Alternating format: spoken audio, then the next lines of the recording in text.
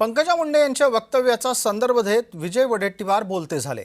पंकजा मुंडे यांना पक्षात न्याय मिळत नाहीये असा शोध विजय वडेट्टीवारांनी लावला आणि पंकजा मुंडे यांनी भाजपातून आता बाहेर पडावं असा एक न मागता फुकटचा सल्ला वडेट्टीवारांनी दिला। लगोलग वडेट्टीवारांना भाजपानं प्रत्युत्तर दिलं। मुंडेंना भाजप सोडायला सांगण्याऐवजी लोक काँग्रेस सोडून का जात आहेत त्याचा विचार करा असा सल्ला भाजपानं दिला आहे। ओबीसी नेतृत्वाला बाजूला सारण्याचं काम मुंडे साहेबांच्या पासून अन्याय सुरू झाला आहे। ते आज गेलेच विचार, त्यामुळे त्यांना असं वाटत असेल की आम्हाला न्याय मिळत नाही, कदाचित पक्षामध्ये आम्हाला आमच्या सगळ्या एवढ्या त्यागाला महत्व नाही, त्या उद्वेगातून ते म्हणाले असतील कदाचित। ह्या भावना कधी कधी बोलून दाखवतो, ज्यावेळेस त्रास वाढतो त्यावेळेस त्या भावना सहज येतात। पण मला वाटतं की पंकजाताईंना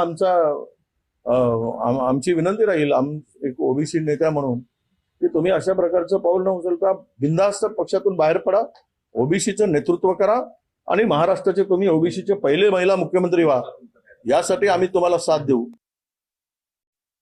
पावसाळी दिवस असल्याने रस्त्याला खड्डे पडले, कदाचित जनभावनेचा त्या ठिकाणी एक प्रकारचं त्यांनी आपली एक व्यक्त केली होती, पण त्याचा राजकीय विपर्यास करत पंकजाताईंना काँग्रेस नेते विजय वडेट्टीवारांनी काँग्रेस पक्षाची ऑफर देणं हा शुद्ध बालिशपणा म्हणावा लागेल।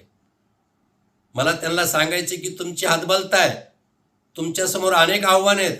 काँग्रेस पक्षाचे राज्यातील अनेक नेते पक्ष सोडून जात असताना याकडे आपण आधी लक्ष द्यावं।